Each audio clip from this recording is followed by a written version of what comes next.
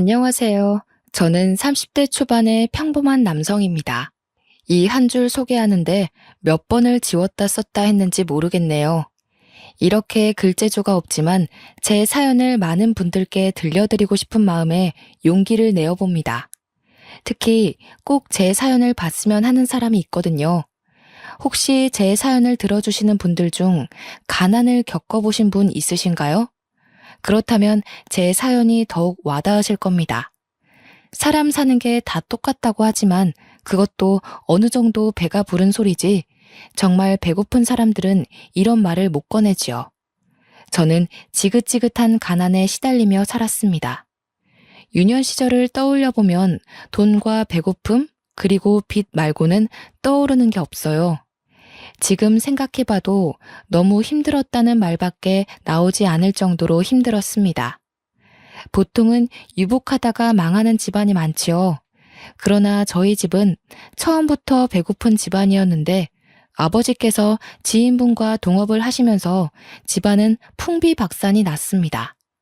그렇게 하지 말라고 말리던 엄마의 만류에도 불구하고 아버지께서는 고집을 부리셨고 동업을 한다며 없는 살림에 빚까지 져서 모든 걸 올인하셨습니다. 그 결과는 처참했어요. 동업자였던 지인에게 사기를 당한 이후 부모님의 사이는 벌어질 대로 벌어졌고 아버지는 온종일 술로 보내셨습니다.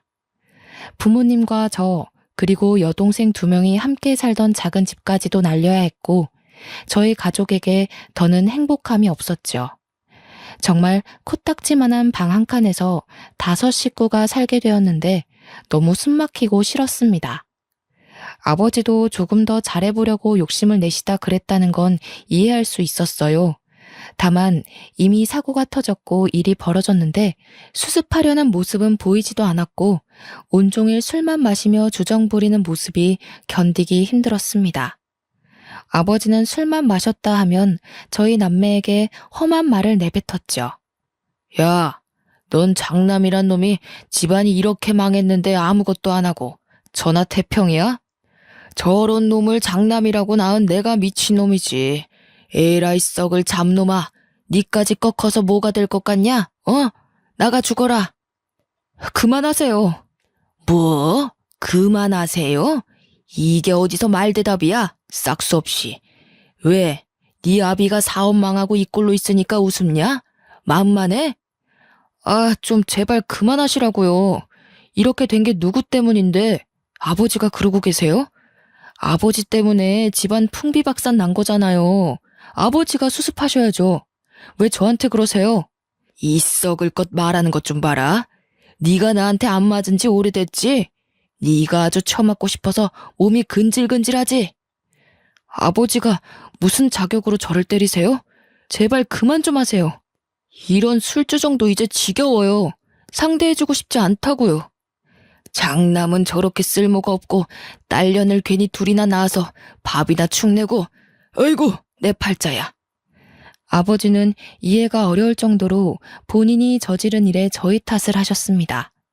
어떻게 이게 저희 탓이 되는 건지 이해할 수 없었고 그런 아버지가 너무 싫더라고요. 돈이 없지만 어떻게 겨우 차린 밥상을 뒤집으며 반찬이 이게 뭐냐고 난리를 치는 것도 한두 번이 아니었고 잘 자고 있는 여동생들을 발로 차며 깨워서 돈 벌어오라고 난리치는 것도 한두 번이 아니었죠. 저는 이런 아버지가 소름 끼칠 정도로 싫었고 저렇게 살 거면 차라리 길거리나 돌아다니면서 살았으면 좋겠다는 생각도 했고 우리 눈에 보이지 않았으면 하는 나쁜 생각도 했었습니다. 사람이 어쩜 저렇게 이기적인지 모르겠더라고요. 사업이 망하고 내내 안 좋은 모습만 보여주고 가족들을 더욱 고통스럽게 하던 아버지는 건강 악화까지 되시며 가족들을 더 절망에 빠뜨렸습니다. 돈도 없었고 치료 의지도 없었던 아버지는 결국 지병을 앓다 세상을 떠나셨죠. 아버지가 돌아가셨는데 놀랍게도 눈물이 한 방울도 나오지 않았어요. 왜냐면 아버지가 돌아가신 후 저희 가족에게 남은 건 감당할 수 없는 빚이었습니다. 모든 빚을 떠안게 된 후 저희 가족은 아버지의 죽음을 슬퍼할 겨를도 없이 도망 다녀야 했어요. 그 작은 집도 저희가 산다는 게 노출이 되어 하루에도 몇 번이고 빚쟁이들이 찾아와 부수고 협박을 했기에 도망가야 했죠. 결국 저희 가족은 다 무너져가는 집으로 이사를 하게 되었습니다. 이사라는 표현이 웃길 정도로 겨우 몸을 숨기고 잠을 잘 수 있는 곳이었죠. 이런 곳에 과연 사람이 살 수 있을까라는 생각이 드는 곳에서 지냈습니다. 다 무너져가는 집이라 비라도 오면 곳곳에서 빗물이 들어와 거의 밖에서 자는 것과 다를 바 없었어요. 그뿐 아니라 별의별 벌레들이 어찌나 많은지 벌레 무서워하던 여동생들도 어느새 적응을 해서 아무렇지 않아졌습니다. 아슬아슬하게 어떻게 살아가고 있었지만 사실 문제는 여기서 그치지 않았지요. 엄마께서는 워낙 몸이 약하셔서 긴 시간 일을 하는 건 무리였습니다. 거기다 밑에 있는 여동생 둘은 아직 학생이라서 돈을 벌 수도 없었어요. 결국 이 집안에서 돈을 제대로 벌 수 있는 건 저 하나였고, 저는 오전 일찍부터 새벽까지 하루 3, 4시간을 겨우 자면서 일을 했습니다. 피곤함에 찌들어 집에 들어오면 정말 씻고 바로 뻗기 바빴지만 가족들이 배를 굼지 않아도 된다는 생각 하나로 버티며 살았죠. 그러나 밑 빠진 독에 물 붓기도 아니고 이렇게 벌고 또 벌어도 모이는 거 하나 없이 늘 금전적으로 부족한 삶을 살아야 했습니다. 빚도 있다 보니까 벌어도 끝이 없었고 참 허무했어요. 저도 젊은 나이이고 말 그대로 청춘이라 놀고 싶은 날도 있었지만 그런 생각을 할 수도 없었죠. 몸 쓰는 일을 하며 너무 힘들다 보니 여러 가지 생각은 했었습니다. 제대로 된 취업을 하고 싶었지만 그럴 엄두도 내지 못했던 게 제가 단 하루라도 일을 하지 않으면 온 가족이 쫄쫄 굶어야 하는 상황이 오니까 욕심을 내지도 못했어요. 저 역시 안정적인 직업을 갖고 정해진 출퇴근 시간에만 일을 하고 싶었지만 그건 그냥 제 욕심이라는 걸 알았기에 시도조차 하지 않았죠. 그리고 막말로 취업을 할 수 있다고 해도 제가 능력이 없었기 때문에 번듯한 직장에 들어가는 것 자체가 무리였습니다. 그러니 그냥 현재의 제 삶에 만족하며 막리를 할 수밖에 없었어요. 제가 이 당시에 저 스스로에게 최면을 많이 걸었습니다. 일을 해서 먹고 사는 게 어디야? 라든지 나는 지금 가족을 위해 최선을 다하고 있고 충분히 훌륭한 사람이야. 같은 말들로 스스로를 위로했고 긍정의 힘을 얻으려 노력했어요.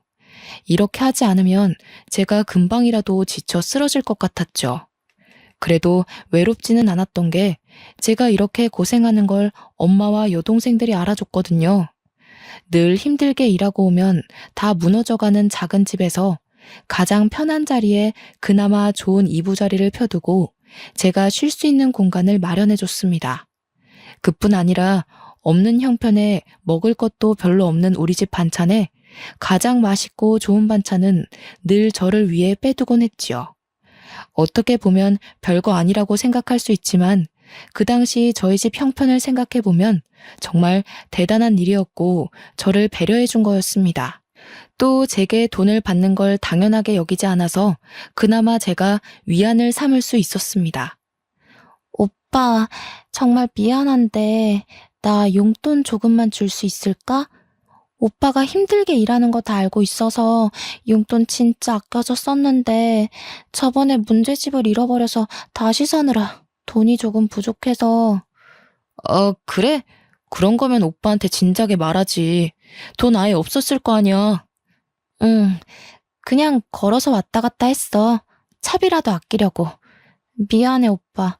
오빠도 힘들게 버는 돈인데 내가 함부로 써서. 나중에 내가 더 커서 돈 벌면 꼭 오빠한테 갚을게. 뭘 또 갚는다고 그래. 그냥 제대로 공부해서 성공만 해. 너희가 성공하는 게 오빠 도와주는 거야. 우리 아들 힘들지? 그래도 이번에 생활비가 좀 여유가 있어서 다음 달에 생활비 전부 안 줘도 괜찮을 것 같아. 엄마가 능력도 없고 몸도 아픈 엄마라서 미안해. 왜들 그래? 난 괜찮아. 그냥 우리 가족 조금만 더 고생하다 보면 좋은 날이 올 거니까 모두 힘내보자. 가족들은 모두 제가 주는 아주 작은 돈도 아껴 쓰고 또 아껴 썼고 저는 그걸 알기 때문에 제가 벌어서 온 가족이 먹고 살아도 불만이 없었습니다. 이런 부분에는 불만이 없었지만 뭔가 큰 돈을 벌고 싶다는 욕망이 있었어요. 제가 조금 더 여유롭게 벌면 분명 우리 가족이 더 여유로운 상황이 될 걸 알았기에 욕심이 났습니다. 그래서 늘 일을 하면서도 어떻게 하면 돈을 더 벌 수 있을까라는 생각을 했었죠. 그러던 중 동네에 이상한 무언가가 생겼습니다. 규모가 꽤 큰데 마트도 아닌 것이 문구점도 아닌 것이 온갖 것들이 다 파는 곳이었죠.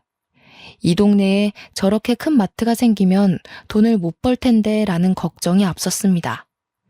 워낙에 주머니를 쉽게 열지 않는 사람들이라 도보 10분 거리에 있는 시장보다 저렴한 게 아니라면 누구도 발길을 하지 않을 텐데 하는 쓸데없는 걱정을 했네요.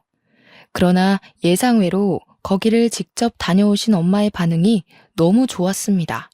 동호야, 집 들어오는 사거리에 마트 같은 거 생긴 거 봤니? 오늘 가봤는데 정말 너무 괜찮더라. 엄마가 이것저것 반찬거리 좀 사고 계산하려고 했더니 글쎄 뭐라는 줄 알아? 아, 거기? 오면서 보긴 했는데 거기 마트야? 근데 왜?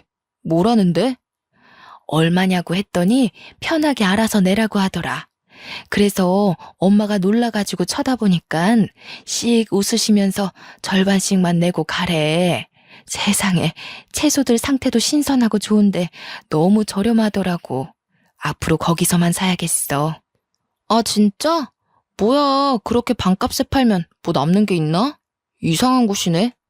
아무렴 우리 형편에 그런 곳이 가깝게 있으면 너무 좋은 일이지.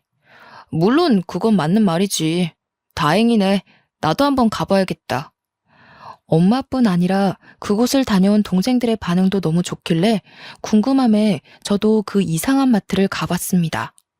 가서 보니까 이것저것 잡다하게 많이 팔고 있더라고요. 그리고 엄마의 말대로 사장님은 정말 모든 걸 절반 가격에 팔고 계셨죠. 신기하고 놀라웠습니다.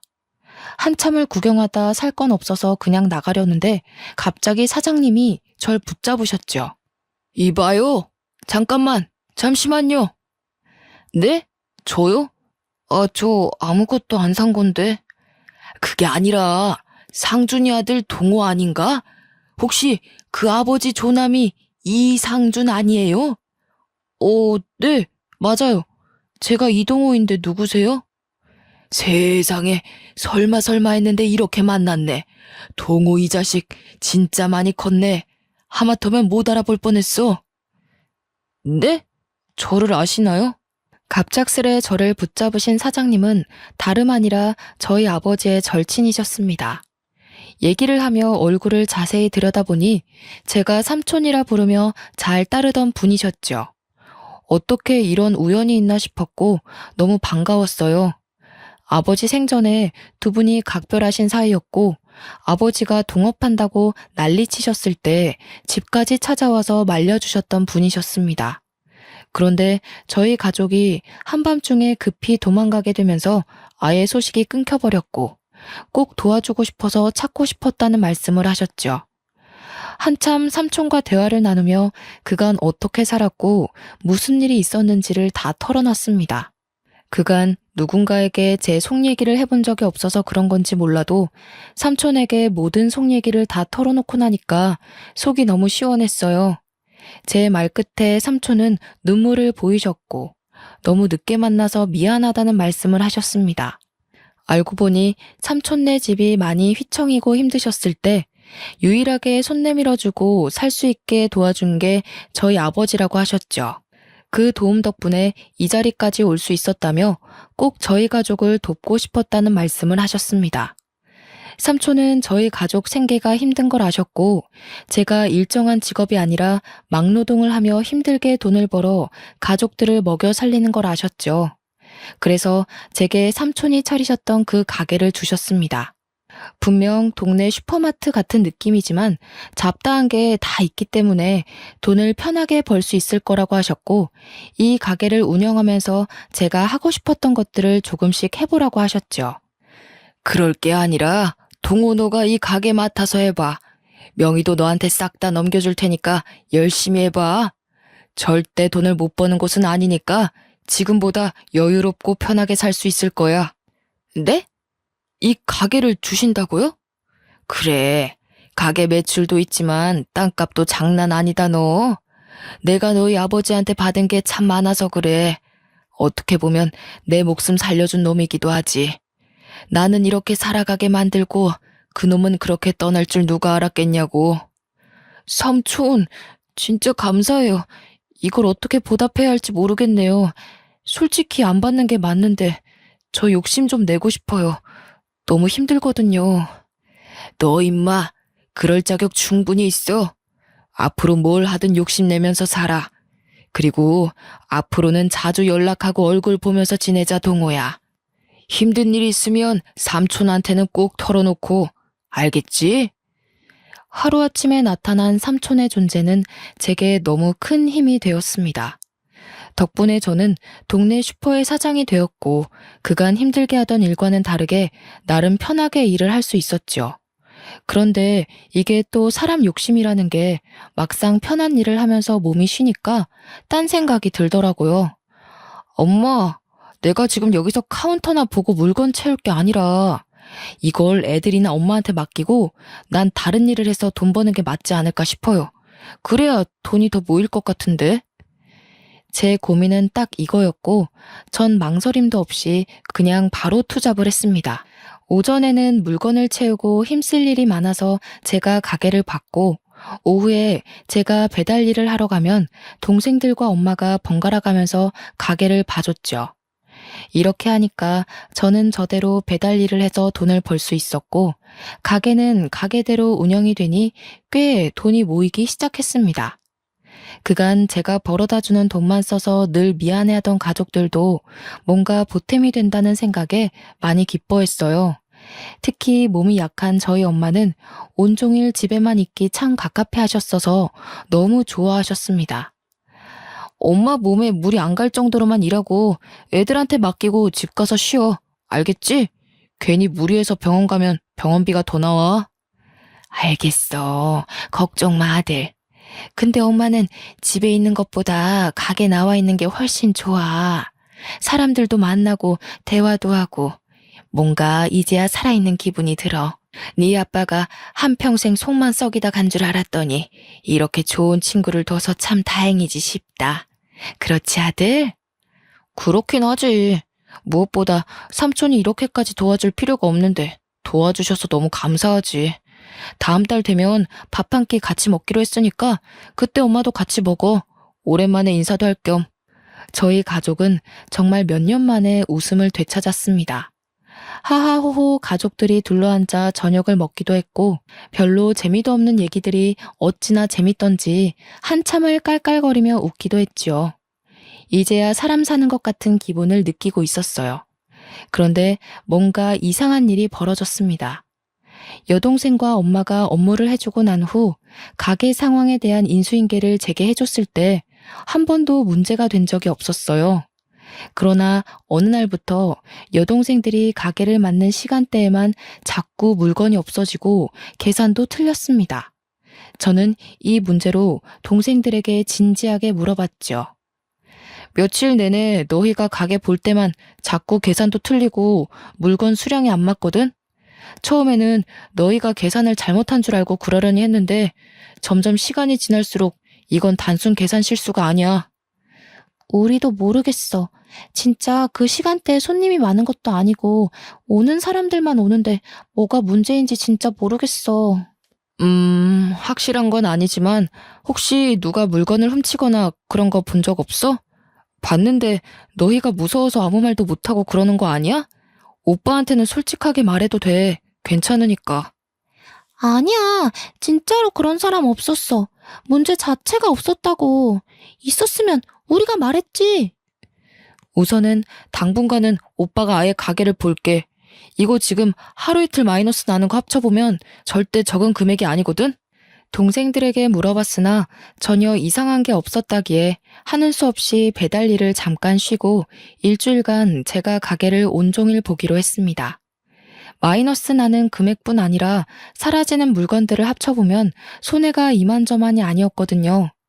분명 누군가가 물건에 손을 대고 있는 게 분명하다는 생각이 들었기에 범인을 잡아야 했습니다. 아침부터 밤까지 가게에 있었는데 이게 참 여간 지루한 게 아니었어요. 저는 그동안 몸 쓰는 일을 해서 그런지 이렇게 편하게 앉아서 시간을 보내는 게 쉽지 않았죠. 그래도 좋았던 건 온종일 가게에 있으니 동네에 돌아가는 상황을 알고 싶지 않아도 다 알게 되더라고요. 누구네 집 손주 일부터 시작해서 다들 어떻게 살고 있는지 정겨운 얘기들이 오고 가는데 듣는 재미가 있었습니다. 동네가 좁고 이곳에서 오래 살아서 온 동네 사람들이 다 아는 사람이었거든요. 그래서 처음에 제가 이 가게를 운영한다고 했을 때 저희 집 사정을 뻔히 아는 이웃들은 한마음 한뜻으로 잘 됐다며 많은 응원을 해줬죠. 저희 가게에서 조금만 더 가면 규모가 훨씬 큰 슈퍼마트가 있었는데 저희 사정을 잘 아는 이웃분들은 모두 저희 가게를 들려주셨어요. 그렇기 때문에 늘 가게 물건에 더 신경을 썼고 보다 저렴하게 판매하려고 노력을 했어요. 그런데 제가 가게를 보고 있던 중 원래대로라면 동생들이 있어야 할 시간에 낯선 얼굴이 보였습니다. 오늘 옆집 저녁 반찬이 뭔지도 아는 이 동네에서 제가 생전 처음 보는 여자가 들리는 거예요. 언뜻 보기엔 제 또래 같았어요. 그 여성은 이제 막 아장아장 걷는 듯한 여자아이의 손을 잡고 가게로 들어왔고 이리저리 한참을 둘러보며 저를 힐끔힐끔 봤습니다. 저는 뭔가 수상함을 감지했고 혹시 모르니 설레발치지 않고 조용히 있었어요. 책을 보고 있었지만 눈과 온 신경은 여성과 아이에게 가 있었죠. 그러면서도 혹시라도 정말 훔치면 어떻게 해야 할까 좀 걱정이었습니다. 애엄마가 아이를 데리고 마트에 와서 물건을 훔치는 거면 이유가 있을 거라는 생각을 했거든요. 바로 그때 그 여자는 채소와 과일을 조금씩 주머니와 가방에 쓱쓱 넣었습니다. 이게 참 마음이 아팠던 게 통으로 훔쳐가는 게 아니었죠. 포도도 한 송이를 가져가는 게 아니라 몇 개 따서 주머니에 쓱 넣고 방울토마토도 몇 개만 쓱 넣는 모습에 모른 척 해야 하나 싶었습니다. 이어 아이가 갖고 놀 장난감도 쓱 넣더니 속도가 붙었는지 갑자기 조금씩 눈치 보며 쓱쓱 훔쳤죠. 처음 한두 번이면 솔직히 눈 감아줬을 텐데 지금 이게 한두 번이 아니었고 가게에 손해까지 입혔기 때문에 바로 잡을 필요가 있었기에 저는 그 여성에게 다가가 물었습니다. 저기요, 지금 뭐 하시는 겁니까? 며칠 내내 가게에 도둑이 있다 싶었는데 그쪽이었군요. 정말 죄송해요. 사장님, 한 번만 용서해 주세요. 저희가 돈이 없는데 저는 굶어도 괜찮은데 딸아이 먹일 게 아무것도 없어서요. 정말 죄송합니다. 잘못인 거 알고 있고 범죄인 것도 알아요. 제가 꼭 갚을게요. 아니, 훔칠 거면 뭐 제대로나 훔치지 이게 뭡니까? 아, 참, 그 실례지만 아기를 혼자 키우시는 거예요? 이렇게 돈이 없으면 아이를 어떻게 키워요? 그게 애 아빠가 돈을 다 들고 도망갔어요. 하루아침에 그렇게 도망가고 저랑 딸한테 남은 건 그 인간이 사고치고 남은 빚뿐이라 지금 이 동네에 숨어서 살고 있네요. 정말 죄송해요. 애가 너무 어려서 일도 못하고 있어서 너무 죄송합니다. 네? 아유, 뭐 저도 이 동네 아버지 때문에 도망와서 숨어 살았던 게 시작이라 참 모른 척하기가 그렇네요. 저기, 이렇게 훔치지 말고 유통기한 임박한 제품들은 그냥 줄 수 있으니까 앞으로는 와서 당당하게 가져가세요. 애기도 이것저것 맛있는 거 많이 해주시고 그래야 무럭무럭 크죠. 네? 아니에요. 그렇게까지 안 해주셔도 괜찮아요. 이미 면목이 없는데요. 저도 배고팠던 시절이 있어서 잘 압니다. 조금이라도 형편 나은 사람이 도와야 풀리지 안 그러면 막막하잖아요. 괜찮으니까 가게 와서 가져가세요. 저희 엄마랑 동생들한테도 말해둘게요. 정말 감사해요, 사장님. 정말로 너무 감사합니다. 제가 꼭 잊지 않고 보답할게요. 절대로 잊지 않을게요. 너무 딱 애엄마 사정을 무시할 수 없었습니다. 자세히 들어보니 남편이 정말 하루아침에 흔적도 없이 다 들고 도망을 갔다던데 홀몸도 아닌 저 어린아이를 데리고 뭘 할 수 있을까 싶었죠. 저야 뭐 제가 벌어서 가족들을 먹일 수야 있었는데 이쪽은 애엄마가 일도 못하는 상황이니 막막할 것 같았습니다. 그래서 말로는 유통기한 임박한 제품을 주겠다고 했지만 제 사비를 들여서 아기들이 먹는 것들을 따로 발주를 넣어서 애엄마에게 무료로 줬어요. 그게 미안했는지 가끔은 저희 가게에 올 때 맛있는 간식을 해서 왔다고 합니다. 물론 저는 배달 일을 다시 시작하고 있었기에 동생들과 엄마만 맛을 봤죠. 제가 동생들과 엄마에게 이걸 말했을 때도 아주 잘했다면서 오면 부담스럽지 않게 도와줘야겠다는 말을 했어요. 저희 가족 모두가 처참할 정도로 가난이 뭔지 너무 잘 아니까 모두가 도와주고 싶었습니다. 그렇게 제 사비까지 들여 애엄마를 도운 게 2년이란 시간이 흘렀어요. 2년간 많은 변화들이 있었습니다. 제 동생들은 대학 입학을 했고 저랑 엄마는 다 무너져가는 집이 아니라 번듯한 집으로 이사를 했죠. 집안 사정은 많이 좋아졌고 가족들의 얼굴도 행색도 모두 좋아졌어요. 그리고 2년간 도와줬던 애엄마의 딸아이도 무럭무럭 자라서 옹알이를 하던 게 말도 똑부러지게 하고 아주 많은 변화들이 있었습니다. 그러던 어느 날 갑자기 애엄마가 가게 마감 직전에 저를 찾아왔는데 애도 없이 혼자 늦은 시간에 왔길래 깜짝 놀랐죠. 뭐예요? 아영이는 어디에 두고 이 시간에 혼자 왔어요? 무슨 일 있어요? 저 사장님께 드릴 말씀이 있어서요. 너무 갑작스럽지만 저 지금 이 동네 떠나거든요. 네? 왜요? 뭐에 또 쫓기는 거예요? 무슨 일인데 한밤중에 갑자기 떠나요? 나쁜 일은 아니고 저 제대로 살려고 가는 거예요. 갑작스럽게 이런 말 해서 미안하지만 사장님, 여기 이 자리에 꼭 계셔야 해요. 제가 꼭 올 거니까 아셨죠? 제가 은혜 갚을 기회 주셔야 해요. 그래서 그 말 하려고 급하게 왔어요. 그렇게 애 엄마는 제게 기약 없는 약속을 하고 떠났습니다. 사실 많은 생각이 들었어요. 애엄마와 뭐 사적인 감정이 있던 건 아니지만 2년이라는 시간 동안 꽤 서로 가깝게 지냈기 때문에 정도 들어서 생각이 많이 났습니다. 언제 올지도 모르고 막말로 안 올 수도 있는데 저는 자꾸만 기다려졌어요. 이상하게 언젠가 애엄마가 찾아왔을 때 제가 더 멋진 사람이 되어 있고 싶다는 생각에 발전하려 노력을 했습니다. 그렇게 3년이 흘렀을 때 저희 가게 앞에 낯선 외제차가 서 있더라고요. 이 동네에 저렇게 좋은 차를 타고 다니는 사람이 없어서 눈길이 갔습니다. 잠시 흘겨본 후 저는 가게로 들어가려는데 외제차 안에서 한 여자가 내렸죠. 머리부터 발끝까지 명품으로 도배를 한 그 여자를 보고 깜짝 놀랄 수밖에 없었던 게 제가 여태 기다리던 애엄마였습니다. 순간 저를 보며 환하게 미소 짓는 애엄마를 보며 저는 멍하니 쳐다봤어요. 사장님, 저 약속 지키러 왔는데 너무 늦었죠? 아니, 이게 어떻게 된 일이에요? 저 보다시피 아주 성공했어요. 사장님한테 바로 올 수 있었지만 성공해서 은혜 갚을 수 있을 때 오고 싶었거든요. 그러다 보니 시간이 이렇게 흘렀네요. 다행이네요. 성공해서. 정말 다행이에요. 아영이는 잘 지내고 있는 거예요? 네, 우리 아영이도 잘 지내고 있어요. 사장님, 이제 마감하면 회포나 풀러 갈까요? 제가 정말 근사한 저녁 대접할게요. 갑자기 나타난 애엄마는 정말 놀라울 정도로 성공해서 돌아왔습니다. 들어보니 애엄마는 원래 애아빠랑 옷 장사를 같이 하고 있었다고 해요. 그런데 아이를 낳고 애아빠가 딴 마음을 먹기 시작했다고 하더라고요. 애엄마가 자꾸 비밀번호 같은 걸 깜빡깜빡하니까 본인 다이어리에 통장 비밀번호랑 계좌번호를 세세하게 적어놨었다고 합니다. 근데 그걸 남편이 보고 돈을 훔쳐 달아난 거지요. 애아빠는 심지어 결혼하자마자 애엄마의 친정엄마가 가진 건물을 자기가 관리하겠다며 고집을 피울 정도로 재산에 눈독을 많이 들였다고 합니다.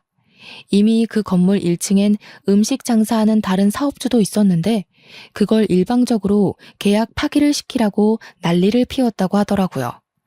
친정은 돈이 많은데 친정 부모님이 하나도 베풀지 않는다는 생각에 가족을 버리고 애엄마의 돈을 택한 겁니다. 부모님이 그 남자랑 결혼은 절대 하지 말라고 했는데 제가 정말 사람 보는 눈이 없어도 너무 없었죠. 저는 친정 부모님 도움 없이도 어떻게든 살아보려고 남편이랑 옷 장사를 같이 시작한 건데 그런 남편 눈에는 제가 참 멍청해 보인 거죠. 그냥 친정 부모님이 주는 재산 따박따박 받아먹고 살면서 편하게 살면 되지. 왜 이렇게 쓸데없는 고집을 피우냐면서요. 결혼하자마자 지독하게 싸우기 시작했는데 남편이 하필 제 통장 비밀번호를 알아내서는 제 통장 잔고를 확인하고 저를 버렸어요. 친정엄마가 사실 새엄마였던 탓에 한 푼도 지원받지 않고 자수성가하려고 했던 애엄마의 꿈은 좌절되고 말았어요.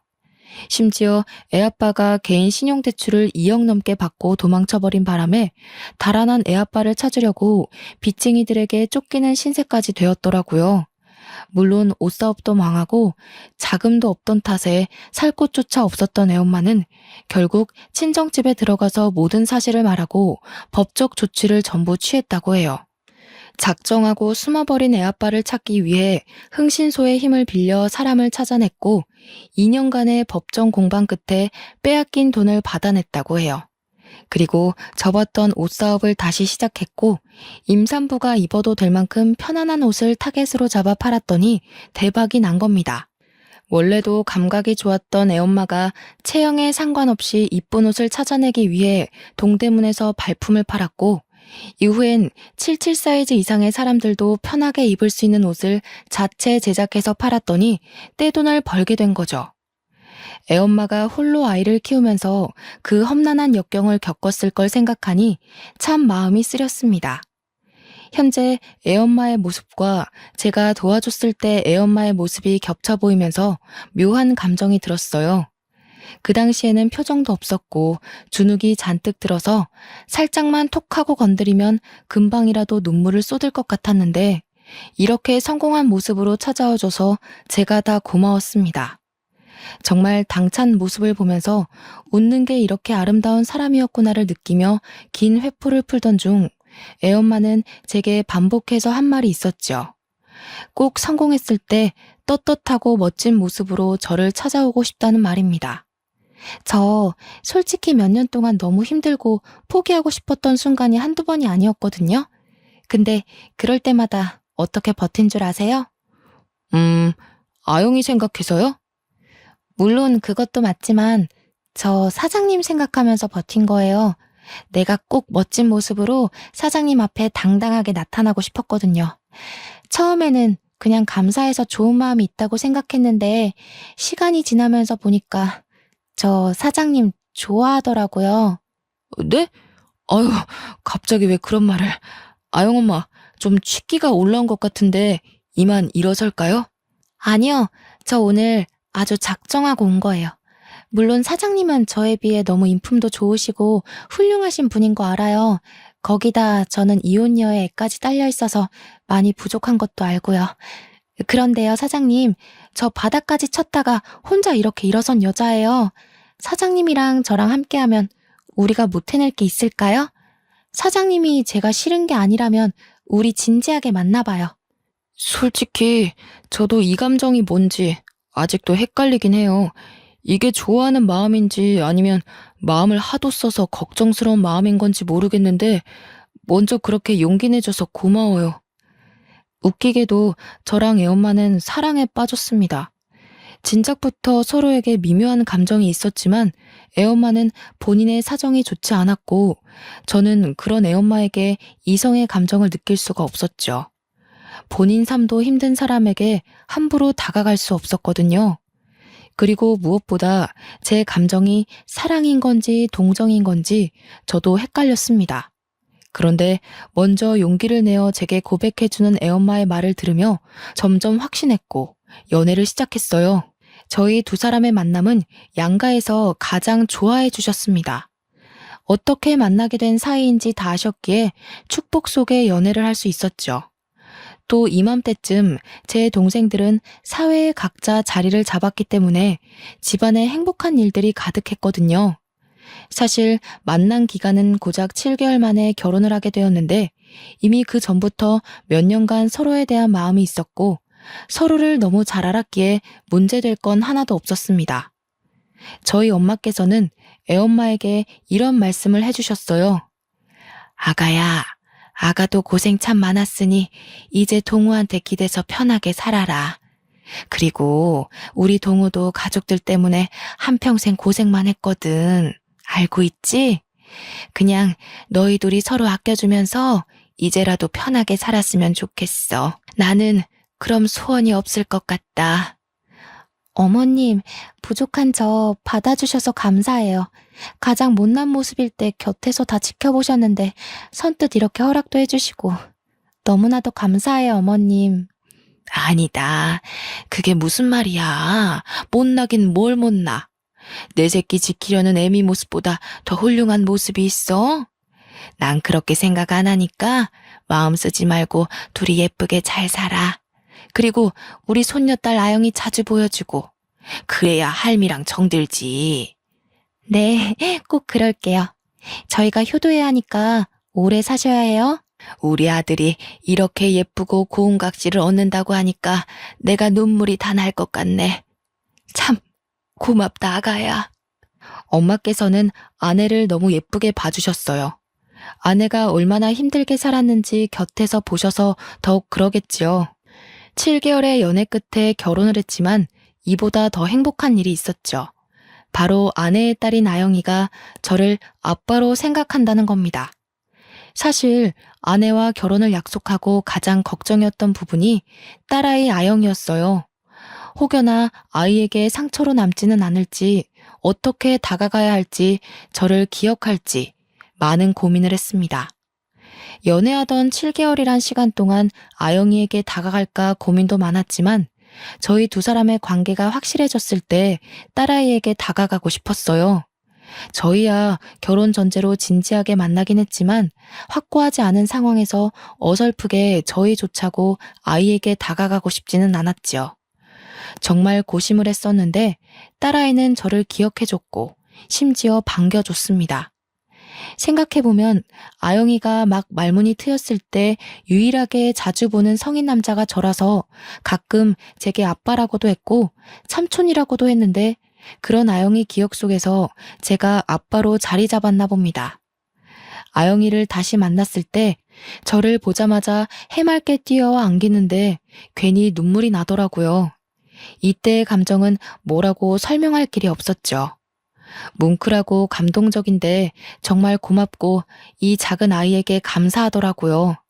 물론 제 친자식이 아니라 더 조심스럽기는 하지만 너무 어렸을 때부터 도움을 줘서 그런지 제게도 아영이는 각별한 딸이 되었습니다. 저희 가족에게는 또 다른 행복이 찾아왔어요. 지금은 아내 뱃속에 둘째가 생겼습니다. 이제 곧 태어날 예정이라 무섭고 설레는 마음이 가득한 거 있죠? 아내도 저도 젊은 나이부터 고생이란 고생을 다해서 그런지 경제관념도 미래에 대한 생각과 가치관도 모두 같은 방향이라 저희 부부는 큰 소리 한 번 없이 잘 살고 있습니다. 저는 이전에 하던 가게를 정리하고 아내의 사업 때문에 서울로 올라와서 동네의 터 좋은 곳에 식자재 마트를 운영하고 있고 아내는 여전히 본인이 운영하는 옷사업을 하며 잘 나가고 있어요.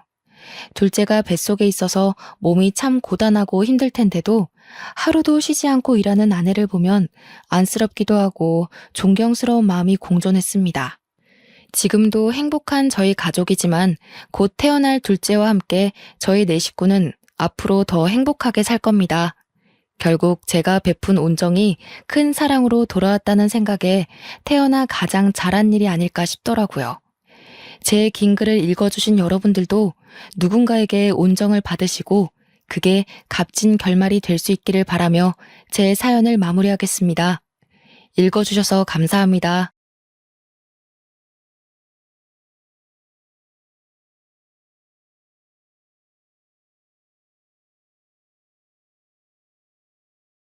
안녕하세요. 저는 까마득한 유년 시절부터 결혼할 남자가 생긴 지금까지 안정된 가족을 얻기 위해 굳은 상처를 받으며 이겨온 33살 미혼 여성입니다. 제 인생은 제가 봐도 불쌍할 정도로 자리 잡기까지 참 오래 걸렸습니다. 제 인생이 워낙 기구했다는 건 알겠다만 왜 하필 제게 이런 일이 일어나게 된 건지, 원래 사는 게 이 정도의 고달픔을 겪어야만 하는 건지 궁금한 마음에 여기저기 발자취를 남기다가 사연이 가득한 곳까지 찾아오게 되었네요. 키보드를 두들기고 있는 지금도 과거 일을 되뇌려 하니 가슴이 저미도록 아프지만 이 사연을 남기는 곳이 험난한 고민들을 버려놓고 갈 수 있는 쓰레기통 기능을 하는 것 같아서 저도 그만 이 아픈 시절을 내려놓고자 써내려가 봅니다. 제가 기억하는 악몽은 유년 시절부터였지만 어쩌면 더 어린 아기 때부터 지속된 불행이었을지도 모르겠네요. 연인에게 버림받고 친구에게 버림받는 것보다 더 사무치게 괴로운 일이 있다면 가족으로부터 버림받는 게 아닌가 싶습니다.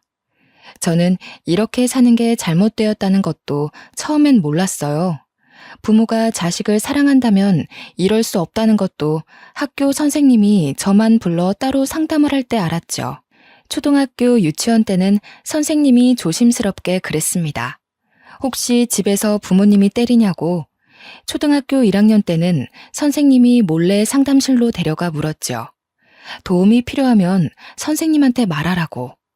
제가 다른 아이들과 확연히 가정에 살고 있다는 걸 그때서야 눈치채었고 제 어린 마음에 엄마 아빠와 제 존재를 많이 원망했습니다. 제 인생이 불행한 걸 넘어서 제 자체가 불운의 부적 같은 존재가 된 건 엄마 아빠가 이혼을 하면서부터였어요. 저는 그때 겨우 7살짜리 유치원생이었는데요. 남들 가기 싫어서 땡깡 부렸다던 유치원을 저는 출석조차 거의 못하고 있는 지경이었죠. 엄마 아빠가 종종 싸웠는데 그때마다 무서웠던 저는 방에 들어가 이불을 덮고 누워 있었던 기억이 납니다. 그렇게 대판 싸우고 나면 저는 다음날 유치원을 결석하게 되었어요. 저희 부모님은 서로 싸우고 미루기 바빠서 저를 신경 써주지 않았거든요. 그렇게 눈치 보며 살던 삶이 당연한 건 줄 알았습니다. 다른 아이들도 다 그렇게 살고 있는 줄 알았어요. 유치원에서 친구들과 얘기하다 보면 친구들도 엄마 아빠가 싸웠다는 얘기를 하기도 하거든요. 그게 우리 부모님에 비하면 세 발의 피 수준의 다툼이라는 것도 그땐 몰랐죠. 한 번은 엄마 아빠가 싸운다고 던진 물건에 맞아 눈이 밤탱이가 된 적이 있었는데 너무 아팠지만 그 자리에서 도망치는 게 급선무였어요. 엄마 아빠는 그 물건에 제가 맞았다는 걸 알았음에도 저를 살펴주기보단 서로를 탓하기 바빴습니다. 금세 다시 날아다니기 시작한 물건은 주변 가구들을 맞추며 다 늦은 밤 큰 소리를 내었어요. 한 번은 방음이 약한 집이라 싸우는 소리가 너무 오랫동안 새벽 늦게 지속되어서 주민들이 경찰에 신고한 적도 있었습니다. 물론 엄마 아빠는 별일 아니라고 죄송하다는 말로 수월하게 일을 넘겼죠. 유치원 때는 경찰이 뭐든 다 해결해주는 정답인 줄 알고 경찰에게 다 일러주고 싶었어요. 사실은 우리 엄마 아빠가 서로 너무 죽일 듯이 싸운다고요. 매일 그런 생각만 마음속에 묻어두고 있었어요. 정말로 가서 말할 용기는 없었거든요. 부모님이 너무 무서워서 혹시 저도 혼날까봐 하는 마음 때문이었을 거예요. 한 번은 아빠가 엄마에게 손을 대는 소리까지 났는데 그때 한 번 방에 숨어 있다가 밖을 내다본 적이 있습니다. 아빠는 나를 발견했는데도 불구하고 엄마에게 욕하는 걸 멈추지 않았어요. 대신 제가 보고 있으니 더 이상 손찌검은 하지 않았죠. 이런 날이 한두 번이 아니라서 그때마다 유치원을 결석하는 것이 당연해졌고 선생님도 계속 전화 오다가 엄마 아빠가 전화를 받지 않자 문자만 남기더라고요. 엄마 아빠는 유치원에 간섭이 귀찮았는지 끝내 저를 졸업시키지도 않고 유치원을 끊어버렸습니다. 남들은 7살 때의 기억이 너무 옛날이라 없다고 하지만 저는 달랐어요. 그 중에도 엄마 아빠 했던 대화들 중 가장 생생하게 남아있는 말들이 아직도 가슴에 박혀 있습니다. 애만 없었으면 바로 이혼 서류 들고 왔어. 애 때문에 죽을 힘을 다해서 내가 살아주고 있는 거야. 나 정도 되니까 당신처럼 능력 없는 남자랑 살아주는 거라고. 돈도 쥐꼬리만큼 벌어다 주면서 육아까지 소홀히 해? 당신이 사람이야? 매일 밖에서 회식하느라 술 퍼먹고 들어오면 그때까지 애한테 시달려야 되는 나는 안 피곤해? 육아는 나만 해. 내가 애 보면서 집에서 썩으려고 당신이랑 결혼한 줄 알아? 그래, 말 잘했다. 육아를 너만 한다고? 매일 아침 애 깨우고 챙겨서 등원 보내는 건 나거든. 새벽 내내 휴대폰하고 누워서 늦게 자고 점심 다 될 때쯤 방에서 기어 나오는 사람이 뻔뻔하게 무슨 소리를 하는 거야. 나야말로 애 혼자 키우는 기분이야. 직장 다니느라 삭신이 쑤시는데 아침에 애 챙겨서 같이 나가는 게 어디 쉬운 일인지 알아? 회식도 빠질 수 없는 회식이라서 가는 거지. 그래도 내가 집에 꼬박 왔다는 거 몰라서 이래? 이건 조금 늦게 깨달은 건데 엄마 아빠는 싸울 때마다 꼭 저를 언급했어요. 저를 생각해서 위하는 소리가 아니라 어느 누가 나 때문에 더 힘든가 대결하는 것 같은 대화였죠. 계속 듣다 보면 저라는 존재 때문에 싸우는 걸로 들렸고 어쩔 땐 제가 없으면 엄마 아빠가 싸우지 않으려나 그런 생각도 들었죠. 하지만 그럴 거면 저를 키우지 말라는 소리는 차마 못 해봤어요. 어렸다 보니 엄마 아빠란 존재는 반드시 있어야 되는 줄 알았고 내가 이 상황에서 벗어날 수 있을 거란 생각조차 머릿속에 없던 나이였으니까요. 결국 엄마 아빠가 이혼을 하는 것까지 모두 지켜보기만 하였습니다. 그때 당시엔 이혼이 뭔지 모르다가 나중에 집에 엄마가 나타나지 않는 사실을 알고 나서 이혼이란 단어를 인지하게 되었어요. 엄마 아빠는 서로 저를 데려가겠다고 또 싸우기도 했는데 지금 생각해보면 그때 뜬금없이 기대를 했었어요. 엄마 아빠가 저를 너무 사랑해서 저와 함께 있고 싶어 하는 줄 알았거든요.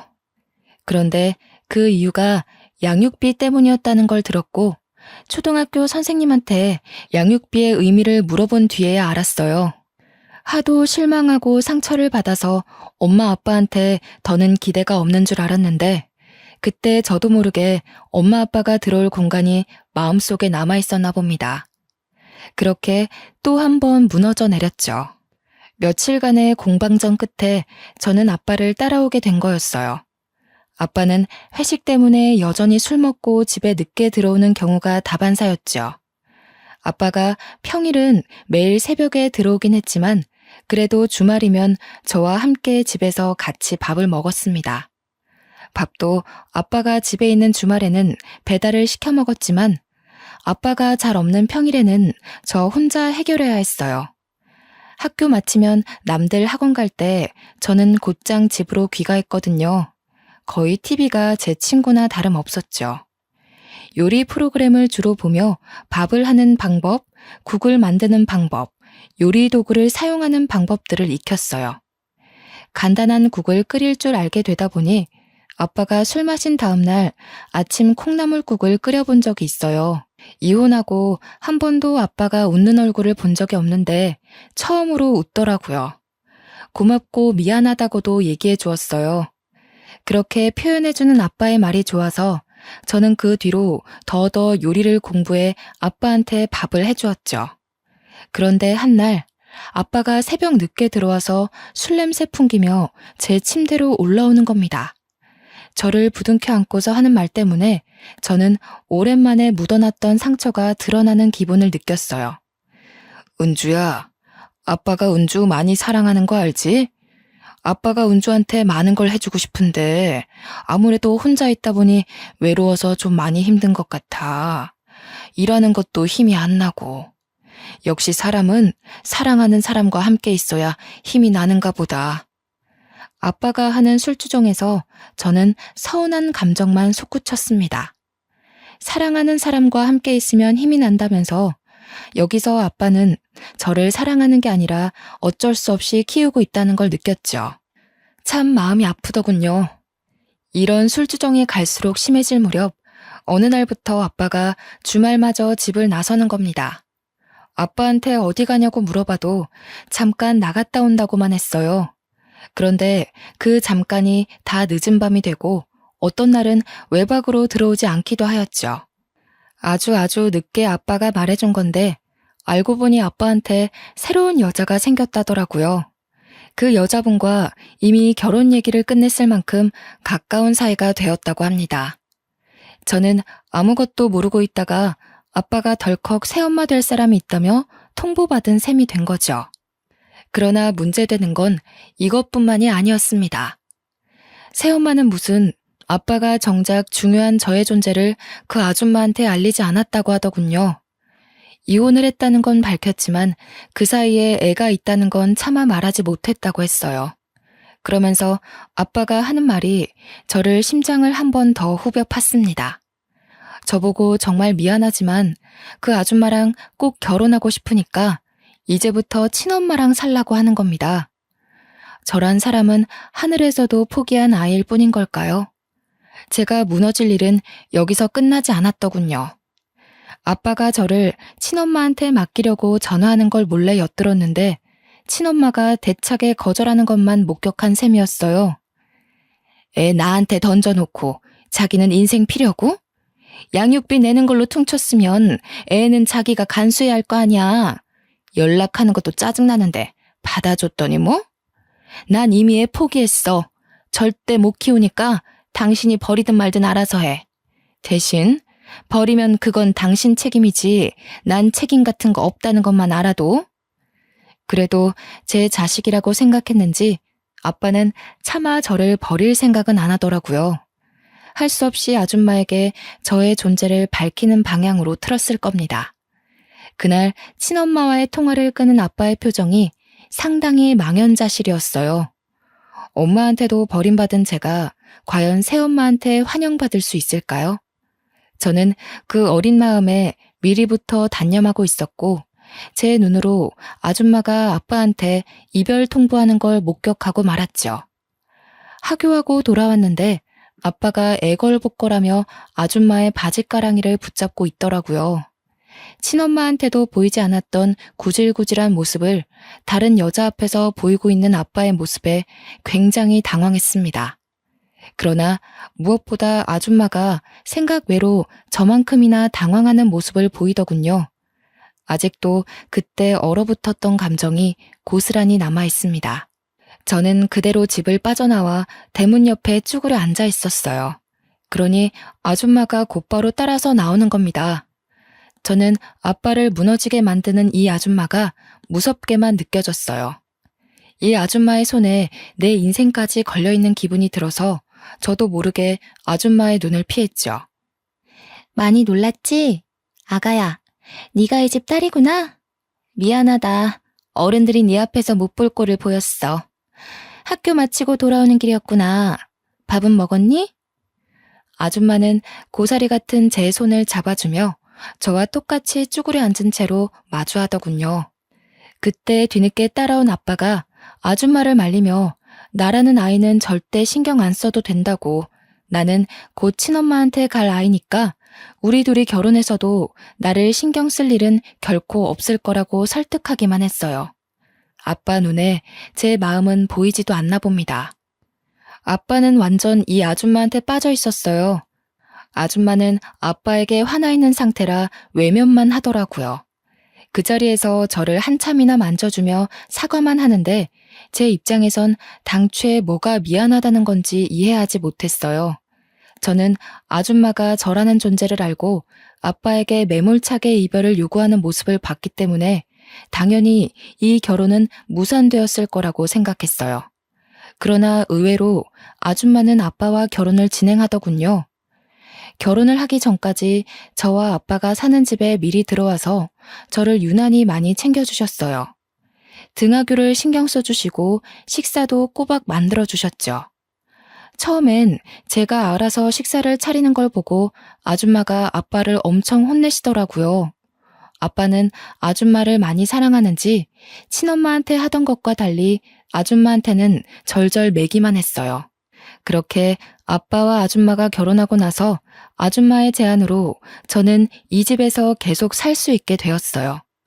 한날은 아줌마한테 이곳에서 살게 해주셔서 고맙습니다 라고 했더니 저를 안아주며 눈물을 흘리는 겁니다. 그게 무슨 소리니? 그런 말은 하는 거 아니야.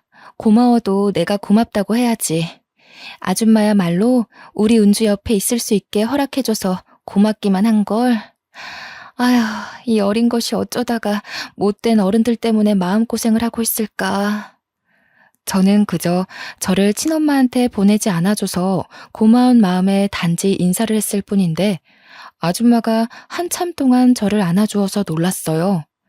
아줌마가 좋은 사람이라는 건 몇 년 지나면서 알게 되었지만 그래도 저는 집에 모르는 식구가 생긴 셈이다 보니 혹시나 쫓겨나진 않을까 일상처럼 눈치를 보고 살았어요. 아빠랑 아줌마의 심기를 최대한 건드리지 않도록 매사에 긴장을 하였죠. 하지만 아줌마는 제가 생각이 자라고 몸이 어른과 같이 성장할 때까지도 한결같이 딸처럼 대하며 제게 필요한 모든 부분을 지원해 주시더군요. 아빠가 저에게 들어가는 돈 때문에 아줌마를 눈치 볼 때도 아줌마는 망설이는 것 없이 제게 모든 걸 쏟아 부으셨어요. 처음엔 부모에게도 받아보지 못한 어른의 애정이 낯설기만 했는데 시간이 지날수록 아줌마의 일관된 관심 덕분에 마음의 경계가 사르르 녹더라고요. 솔직히 고등학교 입학하고부터는 친엄마에 대한 기억이 까마득할 정도였어요. 이건 나중에 알게 된 사실인데 아줌마는 안타깝게도 난임이라서 아이를 가질 수 없는 사정이라고 하는 겁니다. 평소 아이를 좋아하는데 결혼을 하고 나서 난임이라는 걸 알았다고 하네요.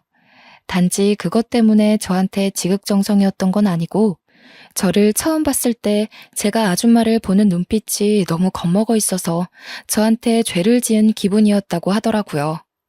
아무리 마음을 편하게 만들어줘도 눈치만 보는 제가 그동안 어떻게 살아왔는지가 보여서 마음이 아팠대요. 저는 아줌마의 이 고백을 듣고 나서부터 완전히 마음 놓고 눈치를 내려놨습니다. 그 이후로도 저는 아빠보다 아줌마한테 훨씬 많은 사랑을 받고 자랐어요. 저 때문에 아줌마가 고생할까봐 눈치만 보던 아빠도 어느덧 마음 편히 아빠 노릇을 해주더군요. 저는 아빠가 이렇게나 자식한테 애정을 줄 수 있는 분인지 몰랐습니다. 친엄마랑 싸우고 화가 난 채로 저를 유치원 등원시켜주던 모습이 선명한데 아줌마를 만나고부턴 하루하루가 다른 사람 같더라고요. 어쨌든 저는 사이좋은 아줌마와 아빠 덕분에 차츰 가정이 안정화되어 갔고 대학까지 잘 졸업을 하였어요. 아줌마가 아빠를 꽉 잡고 살아서 아줌마의 의견이 곧 아빠의 의견이었는데요. 그래서인지 아줌마가 저와 적극적으로 소통하며 제가 하고 싶은 걸 원 없이 하게 해주신 덕분에 저는 평소 좋아했던 피아노 쪽으로 전공을 선택할 수 있었어요. 솔직히 예체능의 길은 돈이 엄청 많이 드는 거 다들 아시잖아요. 부모 경제력이 받쳐주지 않으면 웬만큼 살아남기 힘들고 부모님 등골 빼먹는 불효가 될 수도 있었단 말이죠. 그런데도 아줌마는 제가 속 편히 대학을 졸업할 수 있도록 경제적인 부분에서 부담을 느끼지 않게 해주었어요. 심지어 아줌마는 저와 친해지고자 원래 하고 있던 일을 잠시 그만두기까지 했어요. 아빠 혼자 돈벌이를 하고 있는데도 제가 무난히 예체능을 배울 수 있었던 건 아줌마 집안이 좀 넉넉한 편이라고 하더라고요. 한참 커서 알게 된 외할머니 외할아버지가 저를 위해 선뜻 지원해 주셨다고 들었습니다. 성인이 되고 나서 보니까 아빠가 왜 아줌마한테 꼼짝 못하고 사는지 알겠더라고요. 저는 원래 재능도 있었고 아줌마 지원 덕분에 부족함 없이 배웠던지라 훌륭한 피아니스트가 될 수 있었어요. TV에 종종 나올 정도로 얼굴을 알리기도 했는데 그때 처음으로 외할아버지와 외할머니께서 먼저 연락을 주기도 하셨어요. 이런 든든한 지원군들 덕분에 저는 첫 대회에서 상금까지 타게 되었고 모든 상금을 부모님과 외할아버지, 외할머니 선물 사는 데에 소진했죠.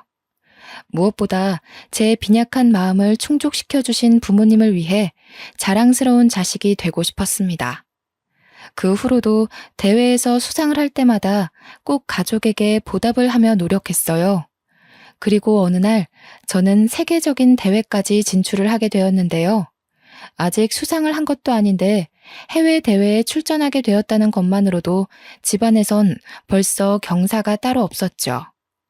한국을 뜨기 위해 공항을 찾은 그날은 제게 평생 기억될 아픈 순간이기도 했고 영원히 간직하고 싶은 따뜻한 날이기도 했습니다. 아빠는 저를 위해 연차까지 썼고 아줌마와 함께 배웅을 위해 공항으로 바래다 주었어요. 이민을 가는 것도 아니고 며칠 있다가 돌아올 텐데도 유독 아줌마가 눈물을 보일 만큼 헤어짐을 아쉬워하더군요. 우리 은주, 언제 이렇게 커서 집을 떠나게 됐을까? 너무 자랑스럽고 잘 커져서 고맙네. 같이 가줘야 하는데 그러지 못해서 미안해. 혼자 가서도 잘할 수 있지? 도착하면 꼭 전화하고, 숙소 들어가서도 연락하고, 아줌마는 은주 연락만 기다리고 있을 거야. 아유, 내 정신 좀 봐. 큰일 하러 가는 애한테 또 쓸데없이 부담을 주고 있네. 아줌마 신경 쓰지 말고 가서 잘 해내고 와. 우리 은주는 잘할 것 같아. 아줌마가 원체 아빠도 단숨에 휘어잡으시고 저를 위해서도 당차게 뭐든 해주시던 분이라서 늘 대단하고 굳센 분이라고만 생각했어요. 제가 아주 어릴 때 이후로 보여주지 않던 눈물을 지금 또 보이시는데 저도 순간적으로 세월이 확 느껴져서 기분이 싱숭생숭하더라고요. 고마워요, 아줌마. 아줌마가 주신 은혜 한 번도 잊은 적이 없어요. 제가 잘 된 건 전부 아줌마 덕분이에요. 아빠가 서운할 수도 있겠지만 사실인 걸 어떡해요. 우리 아빠랑 결혼해 주셔서 감사해요. 그리고 다시 한번 말하지만 저 받아주신 것도 너무 감사하고요. 잘하고 올게요. 저도 이제 아줌마 없으면 못 살게 됐거든요. 연락은 귀찮다고 할 때까지도 꼬박꼬박 할 테니까 제 걱정은 그만하시고 아빠랑 식사 거르지 말고 잘 지내고 계셔야 해요. 제 말에 아줌마는 더 이상 말을 잇지 못하더군요. 중간중간 고맙다는 말만 연신하셨어요.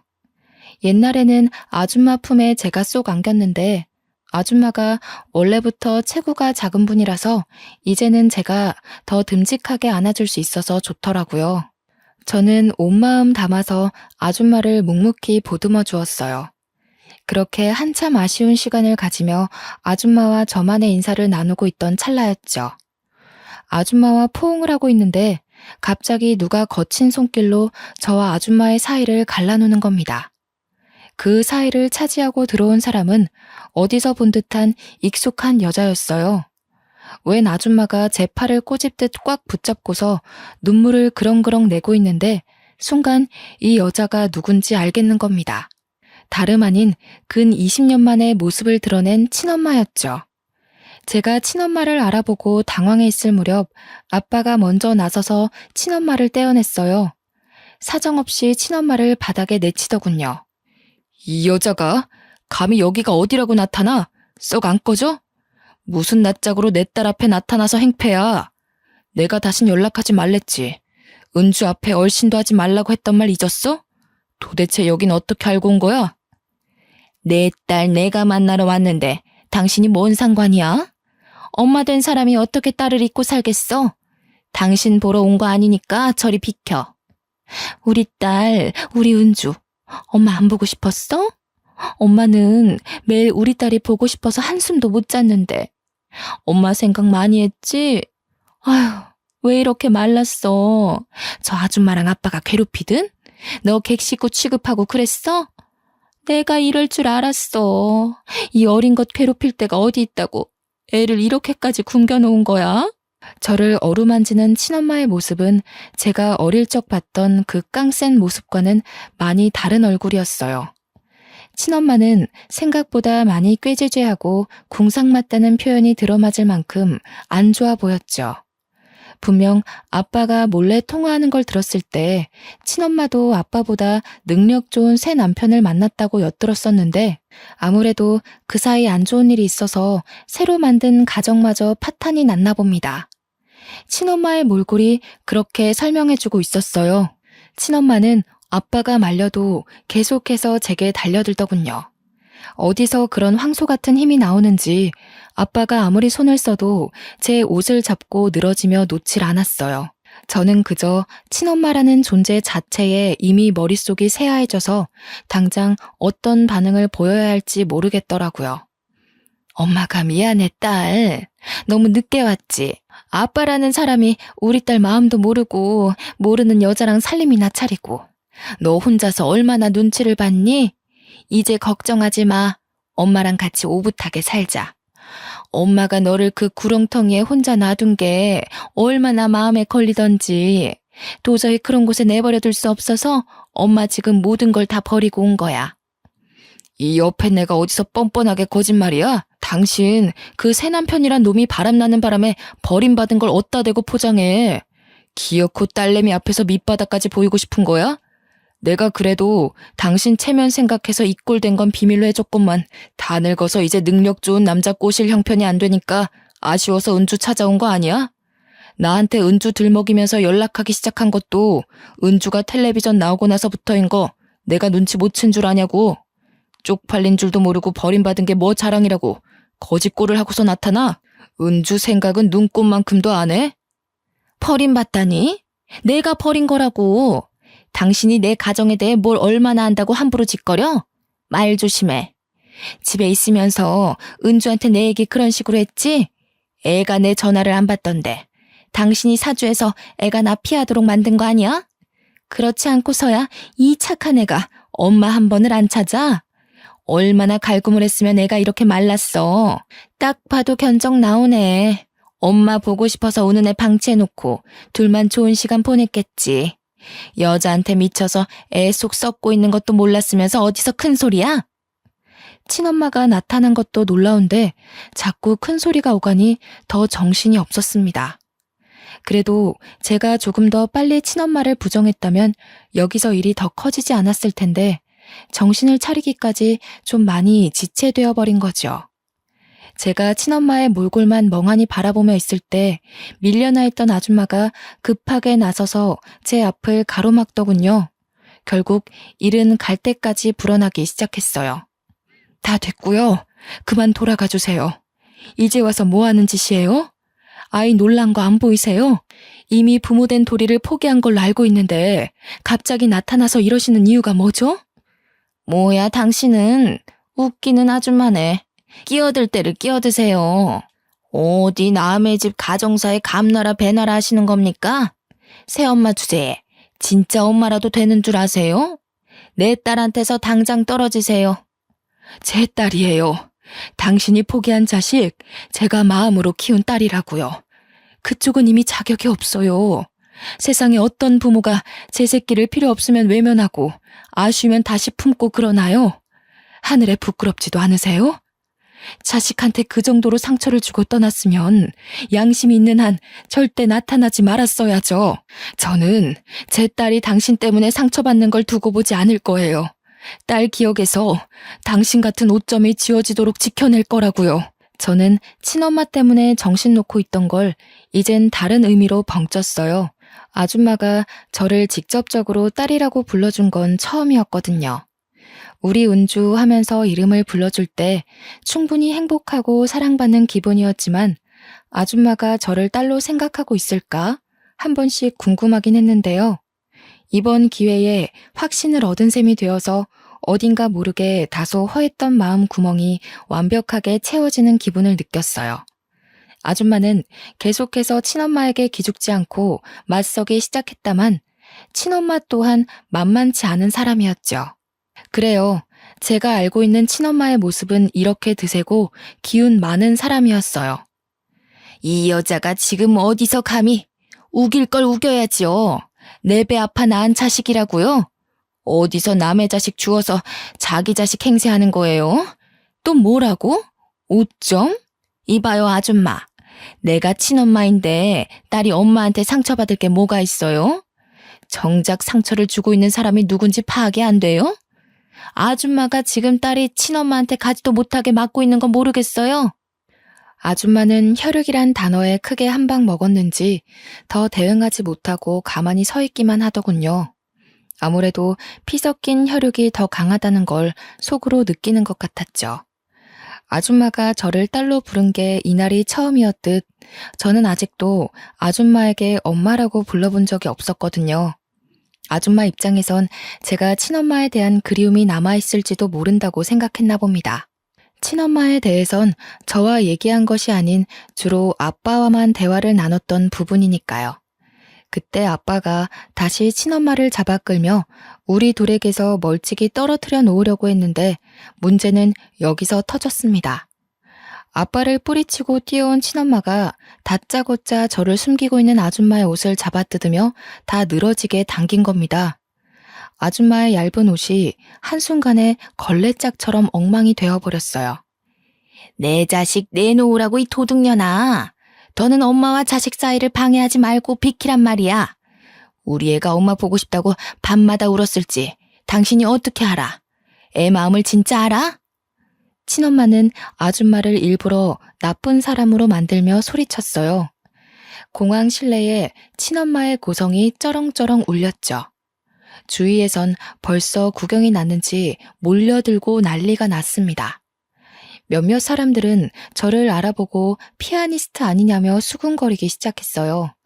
그제서야 정신을 바로잡은 저는 아줌마에게 손까지 대는 친엄마를 더 이상 두고 보지 못하고 나서게 되었어요. 아줌마한테서 친엄마를 분리하며 있는 힘껏 밀어버린 후에 주위 사람 다 들릴 만큼 크게 소리쳤죠. 아줌마 누군데 우리 엄마한테 손찌검이에요.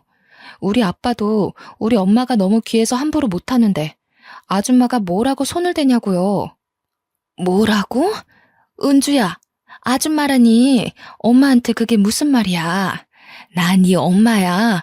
네가 걱정돼서 데리러 온 엄마한테 뭐? 지금 저 아줌마랑 엄마를 착각한 거 아니니? 아줌마는 옛날부터 그러셨죠. 돈을 너무 좋아해서 아빠랑 싸울 때마다 돈돈거렸잖아요. 아빠 몰래 생활비로 형편에 맞지 않은 쇼핑하면서 과하게 돈 날린 거 제가 모를 줄 아세요? 매일 제 옷방엔 엄마가 숨겨놓은 물건들이 가득했어요. 제 옷보다 엄마가 산 옷이 더 많았다고요. 자기한테 들어가는 돈이 부족해서 가정에 들어가는 생활비 축내던 거 저라고 다 몰랐을 거라고 생각하냐고요. 이때부턴 친엄마가 당황해서 입만 벙긋거리더군요. 옆에서 아빠는 엄마가 생활비를 쇼핑 돈으로 축내고 있던 걸 처음 알았는지 뒷목 잡고 난리셨어요. 아빠도 마찬가지였지만 저는 솔직히 아줌마가 더 미웠어요. 아줌마는 저를 볼 때마다 짜증을 내셨죠. 나 때문에 젊은 세월 다 망했다고 투정 부리던 모습이 아직도 생생해요. 저는 사랑을 바란 것도 아니었어요. 그런데 아줌마는 늘 저보다 아줌마의 삶이 중요한 사람이라서 제 존재를 탓하며 저를 낳은 걸 후회했잖아요. 근데 지금 우리 엄마는 다르거든요. 매일매일 말해줘요. 세상에서 내가 제일 소중한 존재라고. 나는 몰랐어요. 내가 누군가한테 이토록 소중한 존재가 될 수 있다는 걸. 전부 우리 엄마 덕분에 이렇게 멋진 어른이 될 수 있었던 거예요. 제가 아줌마한테 유일하게 고마운 게 뭔 줄 아세요? 양육비 주기 싫어서 저를 아빠한테 떠맡긴 거요. 저는 살면서 눈꽃만큼도 아줌마를 떠올려 본 적 없어요. 제가 아줌마를 그리워했을 거라고 생각했다면 착각이라는 거예요. 이번 기회에 똑바로 말씀드리는데 다시는 우리 엄마 앞에 나타나지 마세요. 친엄마는 제게 밀려나 주저앉은 채로 일어나지도 못하고 멍청하게 있었어요. 제가 하는 말들을 믿기지 않는다는 눈으로 바라보았죠. 그런데 제가 새엄마를 챙기며 새엄마의 망가진 옷 위로 제 가디건을 벗어서 덮어주는 걸 보고 다시 일어나 저를 붙잡기 시작하더라고요. 네가 어떻게 엄마한테 이럴 수가 있어? 내가 너를 어떻게 키웠는데? 다른 사람은 몰라도 네가 이러면 안 되지. 나는 내 몸 망가지는 걸 감수하면서까지 너를 낳았어. 내 젊은 시절 다 버려가면서 너 하나 키운다고 얼마나 고생했는데. 저 여자 지금 너 이용하는 거야. 너 잘된 거 알고 일부러 더 꽁꽁 묶어두고 단물 빨아먹으려는 거라고. 제발 좀 그만하세요. 제 인생은 아줌마 때문에 불행했고 우리 엄마 때문에 구제됐어요. 얼마나 더 뼈아프게 새겨들어야 멈추실 거예요? 한 번만 더 우리 엄마 마음 회방 놓으려고 들면 저 가만 안 있어요. 더 추한 꼴 겪을 생각 아니시면 이만 돌아가 주세요. 저의 매정한 태도에 친엄마가 억울하고 분하다며 눈물을 터뜨리시더라고요. 망연자실한 그 모습이 꼭 이루려던 목표를 잃고 막막한 앞길에 주저앉은 실패자 같아 보였습니다. 친엄마는 여전히 제 성질을 이기지 못하고 소리를 지르다가 그대로 보안 직원한테 끌려고 말았어요. 끌려가는 동안에도 끝까지 저를 불렀고 하소연과 원망을 하면서 멀어지더군요. 저는 저보다 새엄마가 받았을 상처가 더 걱정이 되었습니다. 친엄마가 확실히 사라진 걸 확인하고서 뒤늦게 새엄마를 살펴봤더니 새엄마가 울고 있는 겁니다. 역시 친엄마 때문이라고 생각했죠. 엄마, 저 사람은 신경 쓰지 마요. 저 한 번도 친엄마 그리워한 적 없어요. 이건 정말이에요. 엄마가 주는 사랑만 마음에 담고 지낸 것도 너무 벅찼는데 제가 친엄마 생각할 시간이 어디 있었겠어요. 이런 일 겪게 해서 미안해요. 차라리 제가 친엄마 연락 받아서 좀 더 일찍 거절했어야 하는 건 아닌가. 이제야 그런 생각이 드네요. 제가 해결했어야 하는 문제인데 저 때문에 엄마가 오늘 같은 봉변을 당한 것 같아서 미안해요. 그런 게 아니야. 나는 네가 너무 딸 같고 소중해서 정말 딸로 바라보고 키웠는데 감히 너한테 확인받을 수가 없었거든. 내가 그동안 너한테 엄마로 자리 잡히고 싶어서 많은 노력을 했지만 지금 내가 잘하고 있는 건지도 몰랐고 네가 나를 어떻게 생각하는지 물을 용기도 없어서 불안했어. 그래도 기다려야지.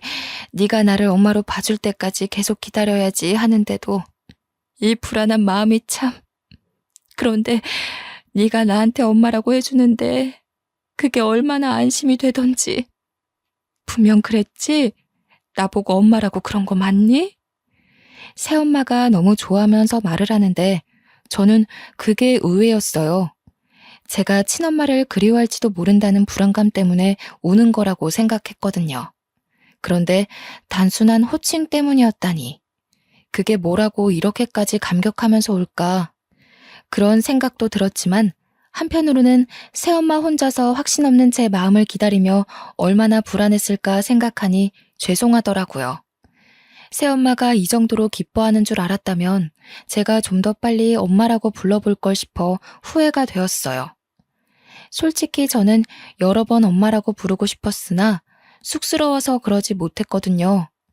제가 조금만 더 어른스럽고 생각이 깊은 아이였다면 새 엄마의 마음을 들여다봤을 텐데 지나간 나날들이 좀 아쉬웠어요. 그래도 더 늦기 전에 이날로써 저와 새엄마는 좀 더 돈독한 모녀의 사이가 된 거죠. 새엄마는 저를 그 자리에서 한참 동안 부둥켜 안고 울다가 아빠가 달래주어서 겨우 눈물을 그쳤어요. 저는 새엄마와 아빠의 배웅을 받으며 비행기를 타러 가게 되었습니다. 기내에 앉아서 방금까지 있었던 일들을 되뇌어 봤는데요. 새엄마를 달래주느라 잠깐 묻어두었던 저의 뒤숭숭한 기분이 스멀스멀 올라오더라고요. 멍하니 앉아서 공항에서의 상황을 정돈하고 마음을 가다듬다 보니 착륙하기까지 금방이었어요. 비록 기사로 인해 저의 떳떳하지 못한 가정사가 드러나기도 했지만 저는 오히려 잘 됐다고 봅니다. 기사에는 친모가 아주 못된 계모처럼 기재되어 있더라고요. 아무래도 사회적으로 재혼에 대한 편견이 있다 보니 보는 사람들이 혹시라도 새엄마를 안 좋게 보면 어쩌나 걱정이 되었거든요. 다행히 댓글에는 친엄마를 향한 악플이 대다수였어요. 친엄마는 아빠와 결혼 생활을 할 때도 휴대폰을 많이 하고 SNS를 많이 접하던 사람이니까 아마 이런 기사도 봤을 거라고 확신합니다. 기사 영상에 모자이크가 되어 있는 것은 친엄마에게 마지막으로 베푸는 인심 같은 거라고 생각하고 넘겼죠. 어쨌든 친엄마는 이번 기회로 확실하게 상처를 받았을 겁니다. 우리가 곧 이사를 가게 되는데 현 주소도 모르는 친엄마가 이사 가는 주소를 알아낼 가능성은 아마 희박할 테니 더 이상 친엄마의 행패는 없을 거라고 봅니다. 저는 그날 이후 출전한 세계적인 대회에서 아쉽게도 수상은 하지 못했습니다. 그래도 기분 좋게 한국으로 돌아와 그토록 그리웠던 새엄마 품에 안겼죠. 역시나 뭐든 잘했다고 해주는 새엄마를 한 번 더 엄마라고 불러주며 그날 하루 내내 꼭 붙어 있었던 기억이 나네요. 저는 그 이후로도 내리막길 없이 단계적으로 차차 승승장구해 갔습니다. 하는 일에 열심히 매진하며 달리다 보니 한 번도 사귀어 보지 않은 남자까지 만나게 된 겁니다. 첫 남자였음에도 너무 좋은 사람이라서 지금은 결혼을 준비 중이에요. 새엄마가 저의 행복을 위해 사위될 사람을 며칠 간격으로 살펴봐 주시는데 얼마나 든든한지 모릅니다. 나이 먹고도 엄마의 품이 좋아서 결혼하고 나서도 제 부모님의 집에서 첫 출발을 할까 했는데 새엄마가 그건 말리더군요. 사위에게 안 좋은 장모로 찍히고 싶지 않다고요. 아빠는 사람 볼 줄 몰라서 그저 새엄마가 하는 대로만 따르고 있어요. 과거에 아빠한테서 받았던 상처도 이젠 꽤 많이 허물어진 상태입니다. 아빠가 한 번씩 제 방에 와서 과거의 일을 사과해 주시거든요. 어쨌든 저는 평생 이런 가족의 행복 따위 못 느끼고 살아야만 하는 줄 알았습니다. 한때는 그 어린 나이에 극단적인 생각을 한 적도 있었을 만큼 힘들었고 막막했으니까요. 그런데 제 삶에 너무 소중한 새엄마의 존재가 등장하면서부터 인생이 대박의 길로 바뀌게 돼버린 거죠. 저에겐 이제 새엄마가 무엇과도 바꿀 수 없는 귀중한 사람입니다. 솔직히 아빠보다 새엄마가 더 좋답니다. 한두 살 나이를 먹다 보니 들은 말인데 집안에 사람 하나 잘못 그 길로 망조가 깃든다고 하잖아요. 제가 비록 친엄마 배에서 태어난 자식일지라도 지금 저에게 친엄마는 그저 제 가족 사이에 끼어든 불청객일 뿐입니다. 불청객이 사라지니 자연스럽게 망조가 걷어진 거라고 저는 그렇게 생각하고 있어요. 사람 볼 줄 아는 눈을 가진다는 게 사실 참으로 어려운 일이잖아요. 실수로 내 인생에 망운을 가져다주는 사람을 들이게 됐다고 하더라도 다들 나 때문이라며 스스로의 존재를 탓하지 않으셨으면 좋겠어요. 나를 바꾸려는 사람에게 마음을 내주지 않는 건 당연하게 부리셔도 될 권리입니다. 꼭 내 자체를 인정하고 사랑해주는 사람과 함께하는 삶을 살았으면 해요. 보기만 해도 필요한 내용이 너무 길었습니다. 속에 담긴 흉터들을 완벽하게 떨쳐내고자 키보드를 두들겼던 것인데 다 쓰고 나니 정말로 속이 시원하네요. 저의 마지막 마음의 짐을 여기에 모두 털어놓고 갑니다. 제 구구절절했던 사정 들어주시느라 고생하셨습니다. 고맙습니다.